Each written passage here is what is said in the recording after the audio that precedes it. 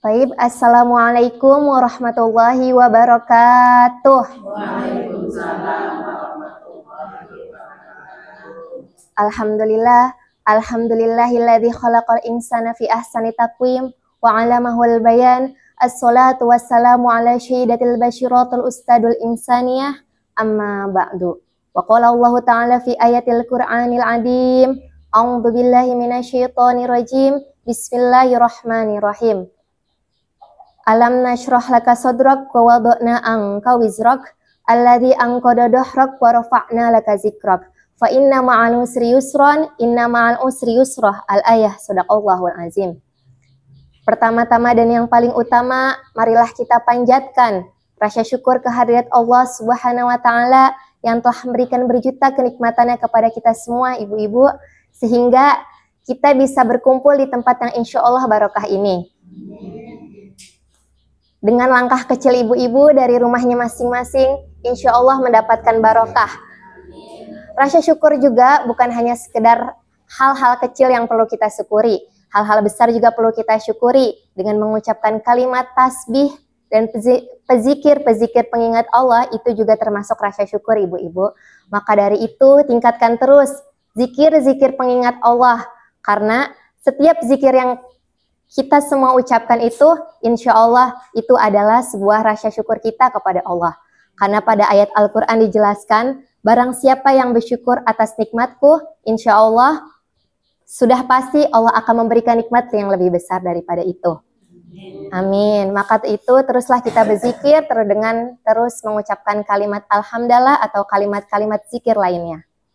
Salawat bertangkaikan salam semoga tetap tercurah limpahkan kepada junjungan Nabi besar kita, yakni Habibina wa Syafi'ina wa Maulana Muhammadin sallallahu alaihi wasallam. Beliau adalah panutan kita, beliau adalah pelita kita, sang yang maha agung, sang yang patut untuk ditiru kita semua. Ibu-ibu, sebelum mulai ke inti materi, izinkan saya untuk meminta kita semua mengucapkan kalimat istighfar sebanyak 5 kali pada siang hari ini, boleh? Boleh.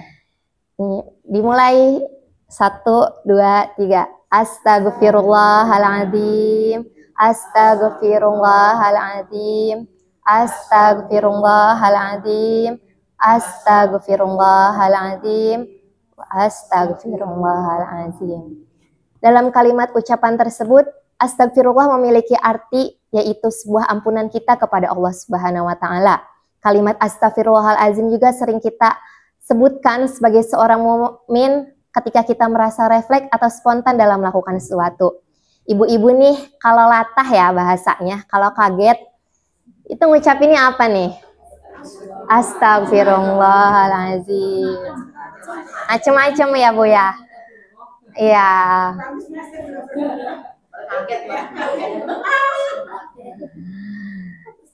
Ya, jadi ketika kita sering mengucapkan kalimat istighfar, maka insya Allah dengan sendirinya ketika kita kaget, ketika kita latah, itu kalimat tasbih yang kita ucapkan insya Allah.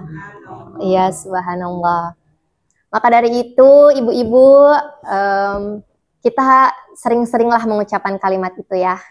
Biar latahnya tidak kemana-mana nih. Kalimat astagfirullah juga merupakan kalimat zikir dan kalimat doa. Astagfirullah dan astagfirullahalazim memiliki sedikit arti yang berbeda.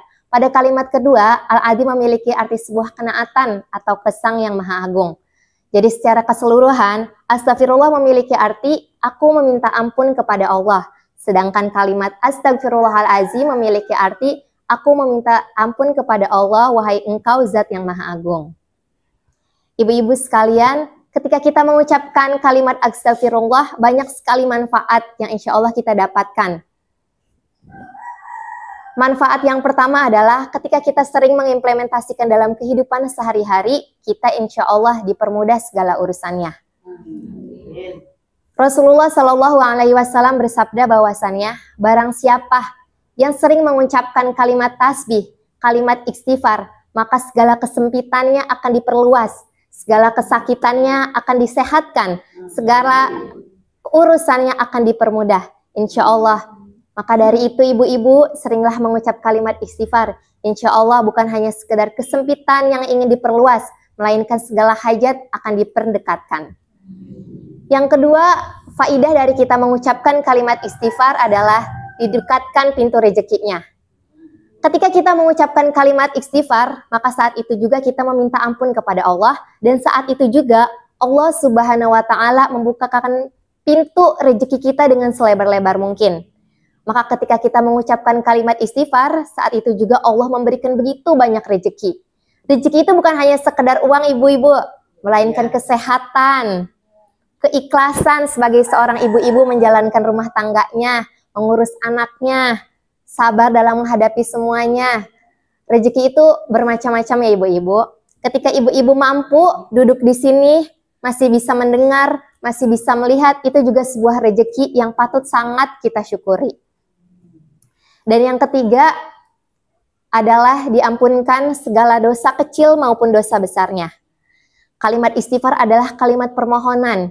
Jadi ketika kita mampu mengucapkan kalimat istighfar itu setiap detiknya, setiap melakukan suatu kelakuan, maka insya Allah sedikit demi sedikit dosa kecil dan dosa besar itu akan dihapuskan oleh Allah Subhanahu wa Ta'ala. Dan yang terakhir adalah manfaatnya itu kita dijauhkan dari sifat tercela yang berasal dari setan. Maka ketika kita mampu mengucapkan kalimat istighfar, saat itu juga setan menjauhkan kita. Kita ketahui ibu-ibu, kalimat yang sering dibisikkan setan itu yang sering kita jalankan ya sebagai seorang ibu-ibu. Bahkan saya sendiri juga kadang masih. Dosa yang sering dijalankan oleh seorang perempuan itu yang biasa berasal dari ucapan. Ibu-ibu tentunya pasti sering ya menggibah, menjulid, merosting. Iya, hal-hal itu kadang tanpa kita sadari ibu-ibu, ya tiba-tiba mengampaukan orang gitu tuh. Maka ketika kita sering mengucapkan kalimat tasbih, terutama kalimat istighfar, insya Allah kita akan tertahan dengan sifat-sifat itu. Karena sifat-sifat itu berasal dari setan atau iblis yang sering mengganggu kita. Dan itu adalah 4 keutamaan orang-orang yang sering mengucapkan kalimat istighfar. Yang pertama itu dipermudah segala urusannya, ditambahkan rezekinya, dihapuskan dosa besar dan dosa kecilnya, dan yang terakhir dijauhkan dari sifat tercela yang berasal dari seorang setan. Ibu-ibu, ada juga sebuah kisah dari Imam Ahmad bin Hambali. Beliau adalah seorang anak murid dari Imam Syafi'i, yaitu seorang ahli hadis. Bahwasannya beliau menemukan seseorang yang ketika orang tersebut tuh mampu mempraktikkan kalimat istighfar, banyak sekali kemanfaatannya. Jadi ketika pada hari tuanya Imam Hambali itu kan berasal dari kota Arab ya. Nah, ketika berasal dari kota Arab, Imam Hambali itu termenung.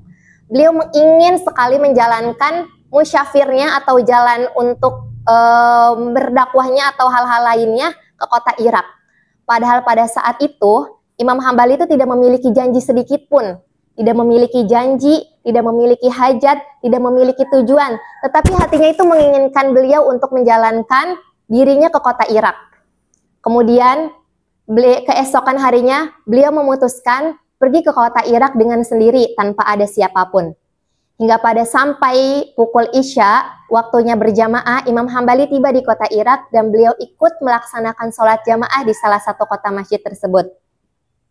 Ketika beliau selesai menjalankan sholat jamaahnya, hati beliau tenang, adem dan tentram. Pada saat itu, beliau ingin sekali beristirahat di musola atau masjid tersebut. Ketika beliau baru saja ingin merebahkan dirinya, salah satu seorang marbot menghampirinya. "Wahai engkau, siapakah engkau?" Beliau mengenalkan dirinya. "Aku adalah seorang musafir," tanpa memperjelas identitasnya. Padahal pada saat itu, di kota Irak, beliau itu sangat terkenal dengan ahli hadisnya, dengan ahli Al-Qur'annya. Tapi pada saat itu, beliau tidak memperkenalkan latar belakangnya. Pada saat itu juga, marbot langsung mengusirnya. "Wahai engkau, pergilah dari masjid ini. Tidak boleh ada siapapun seseorang yang beristirahat di sini." Lalu Imam Hambali menegaskan, "Aku adalah seorang musafir yang mungkin sangat berhak beristirahat di masjid ini." Pada saat itu juga Marbot menarik tangannya dan mengusir dengan secara mentah-mentah. Pada saat kejadian itu ada seseorang yang memperhatikan. Beliau adalah seorang tukang roti. Dan pada saat itu juga seorang tukang roti itu memanggilnya, "Wahai engkau, kemarilah kepadaku, beristirahatlah di rumahku." Saat itu Imam Hambali langsung mengikuti ajakannya. Ketika beliau masuk, beliau melihat banyak sekali perabah-perabah atau alat-alat untuk membuat kue. Seorang tukang roti tersebut memiliki sifat tersendiri. Beliau tidak akan menjawab ketika tidak ditanya oleh seorang Imam Hambali tersebut. Tetapi ketika Imam Hambali bertanya, beliau akan segera menjawabnya. Pada kesela kediamannya, ternyata tukang roti tersebut itu selalu berzikir kepada Allah. Beliau selalu mengucapkan kalimat istighfarnya. Ketika saat Imam Hambali memperhatikannya, seorang tukang roti tersebut ketika ingin menuangkan tepung, beliau mengucapkan kalimat istighfar.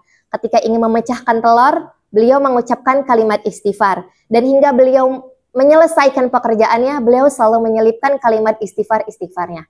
Kemudian Imam Hambali itu bertanya, "Wahai engkau, sudah berapakah lama engkau melakukan hal kegiatan tersebut sambil berzikir kepada Allah Subhanahu wa Ta'ala?" Karena Imam Hambali tahu berapa banyak keutamaan, berapa banyak faedah ketika seseorang makhluk mengucapkan kalimat istighfar tersebut. Lalu tukang roti itu menjawab, "Segala urusanku, segala kesempitanku, segala hal hajatku selalu dikabulkan oleh Allah Subhanahu wa Ta'ala ketika aku mampu mengimplementasikannya kalimat istighfar ini dalam kehidupanku." Lalu Imam Hambali bertanya kembali, "Wahai tukang roti, adakah hajat yang sampai saat ini belum dikabulkan oleh Allah Subhanahu wa Ta'ala?" Lalu tukang roti itu menjawab, "Sesungguhnya ada. Hajatku adalah ingin sekali bertemu dengan seorang Imam Hambali yang berasal dari kota Arab tersebut." Maka dari cerita tersebut, ibu-ibu, sudah banyak kita pahami ya, keutamaan ketika kita mengucapkan kalimat istighfar. Pada saat itu, Imam Hambali langsung memeluk tukang roti tersebut dan memperkenalkan latar belakangnya. "Sesungguhnya aku adalah seorang Imam Hambali yang engkau hajatkan doanya kepada Allah." Maka dari itu, tukang roti tersebut langsung bersujud syukur dan mengucapkan kalimat hamdalah dan beribu-ribu kalimat tasbih kepada Allah Subhanahu wa Ta'ala. Maka dari itu, Imam Hambali bisa menyimpulkan bahwasannya ketika kita mengucapkan sering kalimat istighfar, betapa dahsyatnya keutamaan itu. Dari pedagang roti tersebut, kita bisa melihat ibu-ibu, ketika kita mampu mengimplementasikan kalimat istighfar, maka dari itu seringlah menyelipkan kalimat-kalimat tasbih itu ketika kita melakukan suatu ya. Karena pasti tentu banyak dari ibu-ibu, tentu dari kita semua sekali hajat, urusan yang ingin segera dipermudah, yang ingin segera disampaikan pada tujuannya. Oleh karena itu ibu-ibu, teruslah mengingat Allah bukan hanya dengan mengucapkan kalimat istighfar, tapi dengan mengucapkan kalimat-kalimat thayyibah lainnya. Kalimat alhamdulillah, kalimat subhanallah, dan kalimat-kalimat lainnya. Mungkin ada beberapa hal sebelumnya kekeliruan dari bahasa saya, dan hanya itu yang bisa saya sampaikan ibu-ibu. Terima kasih untuk semuanya, semoga kita semua bisa mengambil hikmah dari cerita tersebut, bisa mengimplementasikan banyaknya keutamaan-keutamaan kalimat istighfar tersebut, dan semoga kita semua diberikan kemudahan ketika kita mengucapkan kalimat istighfar tersebut. Karena ada beberapa seseorang susah sekali mengucapkan kalimat istighfar tersebut, karena dengan kelalaiannya kita dalam melakukan kesehari-hariannya. Sehingga orang-orang ataupun golongan-golongan orang yang sulit mengucapkan kalimat istighfar ini sulit sekali mendapatkan keberkahan dari Allah Subhanahu wa Ta'ala. Semoga kita dijauhkan dari golongan orang-orang tersebut ya ibu-ibu. Mungkin hanya itu yang bisa saya sampaikan. Kurang lebihnya mohon maaf. Wassalamualaikum warahmatullahi wabarakatuh. Waalaikumsalam.